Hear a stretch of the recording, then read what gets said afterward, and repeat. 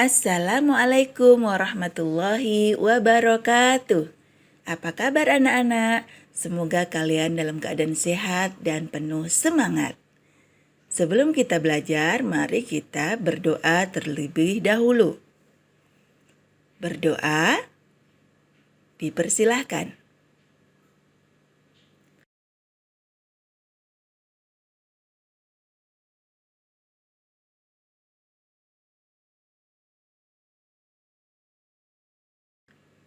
Yang akan kita pelajari hari ini adalah materi tema 2, menyayangi tumbuhan dan hewan di sekitar, subtema 4, menyayangi hewan.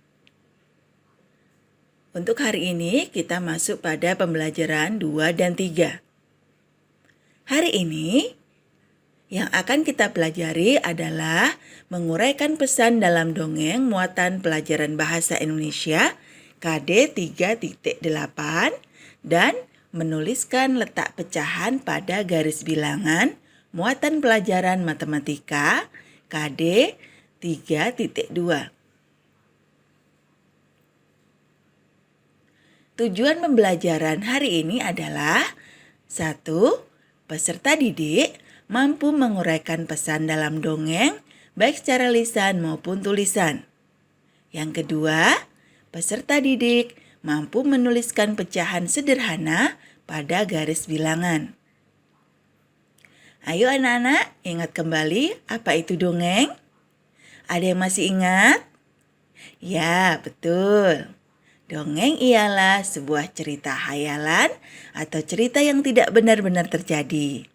Dongeng biasanya mempunyai sifat menghibur dan mengandung nilai pendidikan atau pesan moral. Pesan yang terkandung dalam suatu dongeng disebut amanat. Pesan yang terkandung dalam dongeng dibuat oleh penulis atau pengarang dongeng. Pesan dalam dongeng mengandung pesan moral atau kebaikan. Pesan atau amanat adalah salah satu unsur intrinsik dari dongeng. Nah, anak-anak, sekarang coba anak-anak dengarkan dongeng yang akan Ustazah bacakan berikut ini. Anggi angsa takut buruk rupa. Di sebuah hutan, terdapat danau yang dihuni sekawanan angsa. Mereka bernama Anggi, Angga, dan Anggu. Dan masih ada banyak angsa yang lain. Mereka selalu terlihat asyik bermain dengan gembira. Seperti hari ini, Anggi, Angga, dan Anggu bermain kejar-kejaran. Sesekali mereka masukkan kepala dalam air. Tiba-tiba terdengar Anggi menjerit. "Au! Ada apa, Anggi?" tanya Angga. "Iya, kenapa kamu menjerit?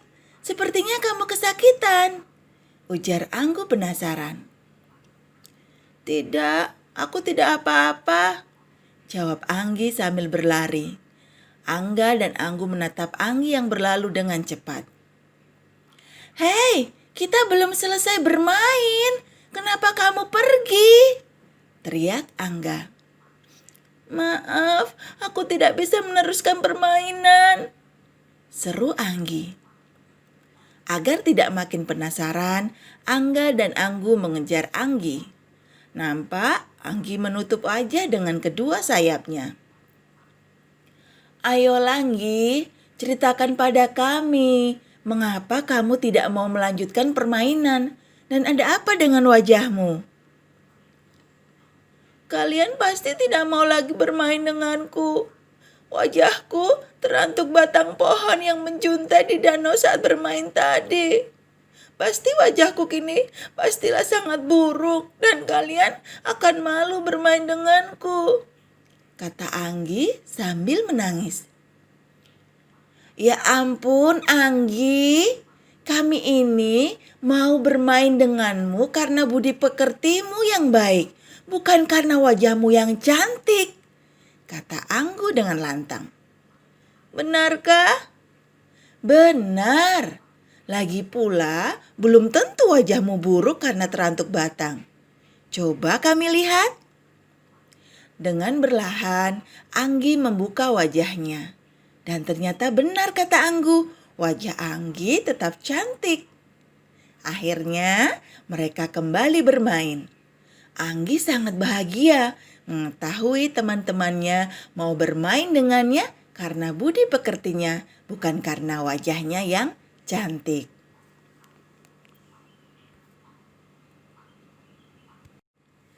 Anak-anak, dongeng yang barusan kalian dengar adalah dongeng yang ditulis oleh Ustazah Arin.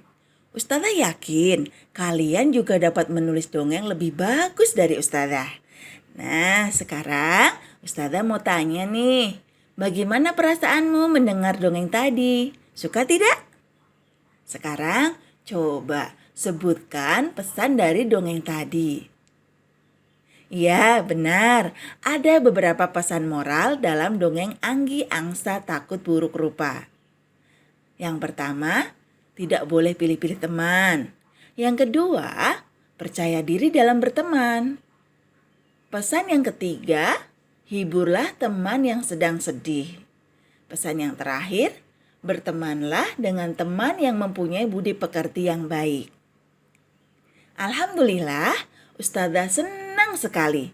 Dari dongeng pendek yang tadi anak-anak dengar, ternyata anak-anak dapat menemukan banyak sekali pesan moral. Semoga kalian bisa menerapkan pesan tadi dalam kehidupan sehari-hari ya. Oh iya, kalian juga bisa membacakan dongeng tadi pada adik, kakak, atau teman-teman. Semoga mereka juga bisa memperoleh manfaat dari dongeng tersebut. Anak-anak, sekarang kita lanjut belajar tentang penulisan pecahan dalam garis bilangan ya. Anak-anak sudah pernah belajar mengenai cara membuat garis bilangan kan? Lalu, bagaimana cara menulis atau menentukan pecahan dalam garis bilangan? Coba perhatikan contoh berikut. Ustazah punya pecahan 1/2. Ustazah akan letakkan pecahan 1/2 pada garis bilangan. Kalian perhatikan langkah-langkahnya ya. Yang pertama, buatlah garis bilangan. Yang kedua, tulislah angka 0 di titik paling kiri garis bilangan. Yang ketiga, tulislah angka 1 di titik paling kanan garis bilangan.